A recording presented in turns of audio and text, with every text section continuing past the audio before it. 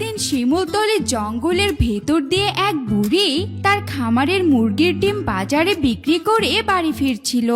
হঠাৎ সে জঙ্গলের ভেতরে একটি ছোট্ট শিয়ালকে কান্না করতে দেখতে পেল। আরে, এই গভীর জঙ্গলের ভেতরে কে কান্না করছে? দেখি তো একটু এগিয়ে গিয়ে। এরপর বুড়ি এগিয়ে গিয়ে দেখলো একটি শিয়াল ছানা কান্না করছে আর সামনে কিছু রক্ত পড়ে আছে। কি ব্যাপার শিয়াল ছানা, তুমি এভাবে কান্না করছো কেন? আর এই রক্তগুলো কার?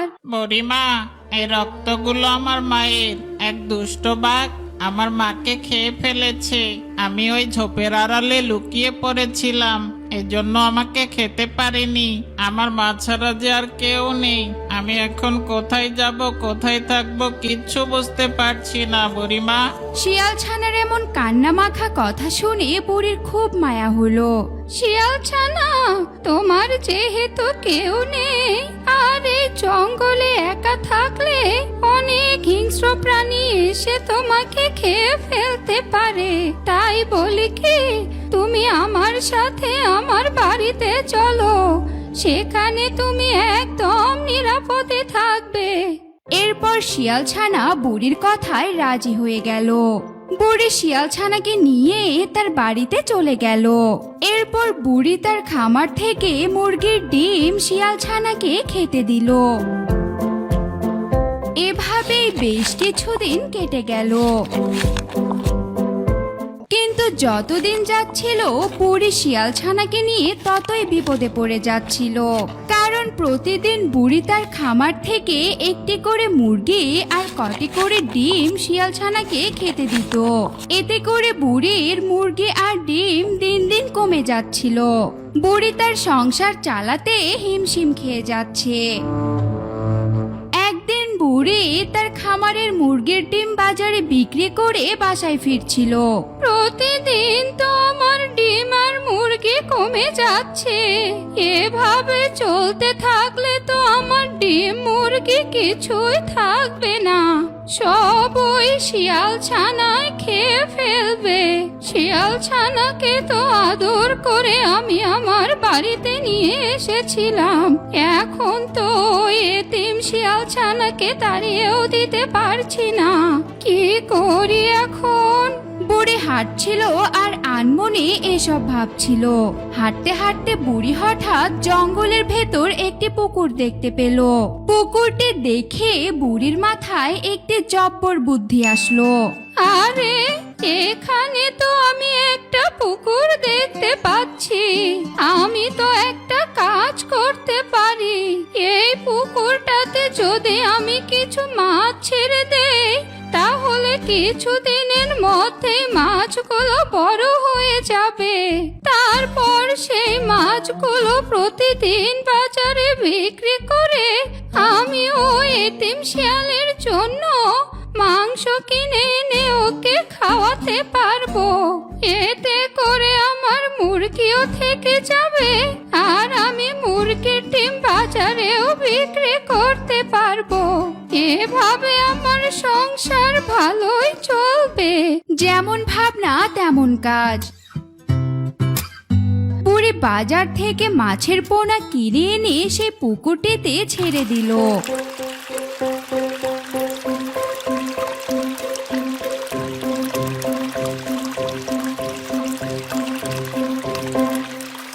আর সেই পুকুরটিতে শিয়াল ছানাকে পাহারায় বসিয়ে দিল।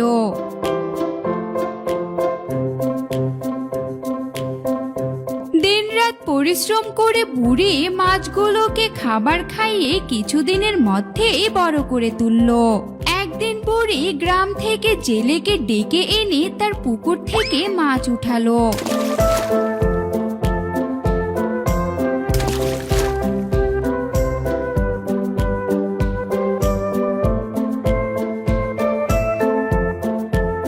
বাহ, মাছগুলো তো দেখতে ভারী সুন্দর হয়েছে আর অল্প দিনের মধ্যেই বেশ বড় হয়েছে। এই মাছগুলো বাজারে বিক্রি করলে তো আমি অনেক টাকা পাবো। যাক, এখন আমার আর কোনো অভাবই থাকবে না। প্রতিদিন মাছ বিক্রি করতে পারবো, আর মাছ বিক্রির টাকা দিয়ে বাজার থেকে মাংস কিনে এনে ওই এতিম শিয়ালকে খাওয়াতে পারবো। হ্যাঁ হ্যাঁ বুড়িমা, তোমার পুকুরে তো দেখছি অনেক সুন্দর মাছ হয়েছে। পুকুরে যে এমন সুন্দর মাছ চাষ করা যায় সেটা আমার জানাই ছিল না, আজ প্রথমবার দেখলাম। মাছগুলো আমি বাজারে নিয়ে যাচ্ছি, তুমি কি এখন আমার সাথে যাবে? আরে না, আমি আবার এই শরীর নিয়ে বাজারে যেয়ে কি করব? তুই বাজারে মাছ বিক্রি করে কিছু মাংস কিনে বাকি টাকাগুলো আমার কাছে নিয়ে আসিস। ওই টাকা থেকে আবার তোরও মজুরি দিতে হবে। ঠিক আছে বুড়িমা, তুমি চিন্তা করো না, আমি বাজারে যাচ্ছি। মাছ বিক্রি করে যা টাকা পাবো তা দিয়ে কিছু মাংস কিনবো, আর বাকি টাকা তোমায় নিয়ে এসে দিব।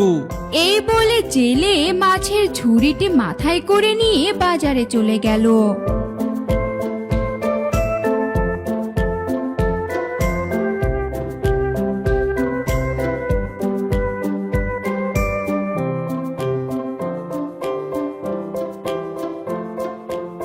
বুড়িমা, আজকে 2000 টাকার মাছ বিক্রি করেছি, 500 টাকা দিয়ে এই মাংসগুলো এনেছি, আর এই নাও অবশিষ্ট 1500 টাকা।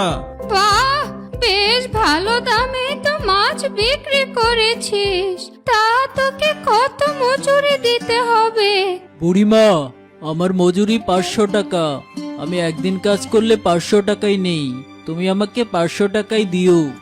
আচ্ছা ঠিক আছে, তোকে 500 টাকা করেই দেব, কিন্তু শর্ত হচ্ছে প্রতিদিন তুই আমার পুকুরে এসে মাছ ধরে বাজারে মাছ বিক্রি করে দিবি।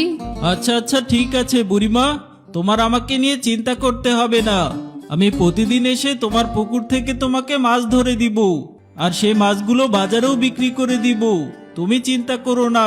এভাবে মাছ বিক্রি করে বুড়ির দিন খুব ভালোই চলছিল। এতিম শিয়ালও প্রতিদিন বুড়ির মাছ বিক্রির টাকা দিয়ে কিনে আনা মাংসগুলো খেত, আর গিয়ে বুড়ির পুকুর পাহারা দিত। হঠাৎ একদিন শিয়াল যখন পুকুরটি পাহারা দিচ্ছিল, তখন পুকুর থেকে একটি মাছ লাফ দিয়ে কিনারায় উঠে আসে। আরে ওই তো একটা মাছ উপরে লাফিয়ে উঠেছে।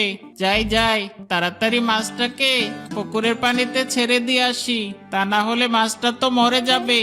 এরপর এতিম শিয়াল গিয়ে সেই মাছটি তার হাতে তুলে নিল। ওহ, মাছটা তো দেখছি দারুণ সুন্দর।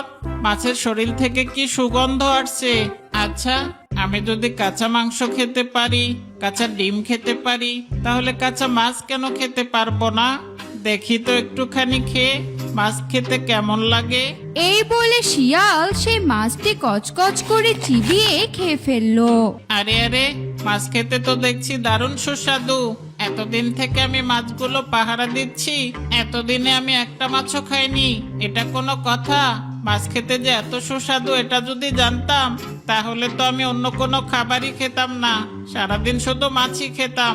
যাকগে, এতদিন যা ভুল করার করেছি, আজ থেকে শুধু মাছই খাবো। মাছ ছাড়া অন্য কিছু আমি খাবই না। এরপর শিয়াল প্রতিদিন বুড়ির পুকুর থেকে মাছ ধরে ধরে খেত। মাছ খেতে খেতে শিয়াল এক সময় বুড়ির পুকুরের সমস্ত মাছ শেষ করে ফেললো।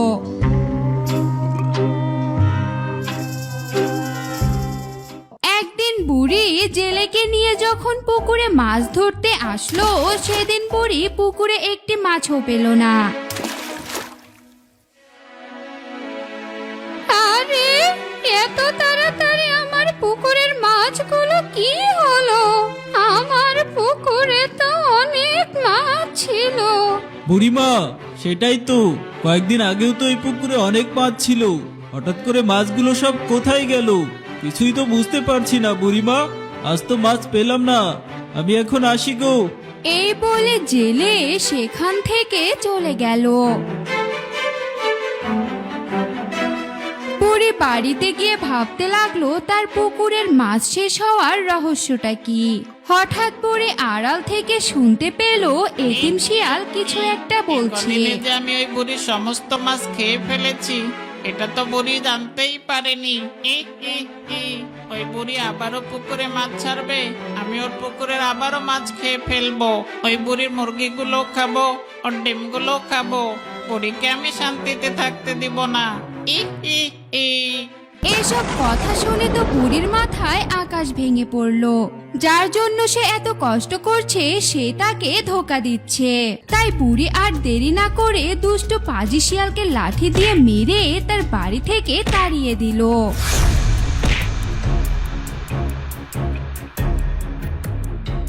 তারপর থেকে বুড়ি তার খামারের মুরগি আর পুকুরের মাছ নিয়ে সুখে শান্তিতে দিন কাটাতে লাগলো।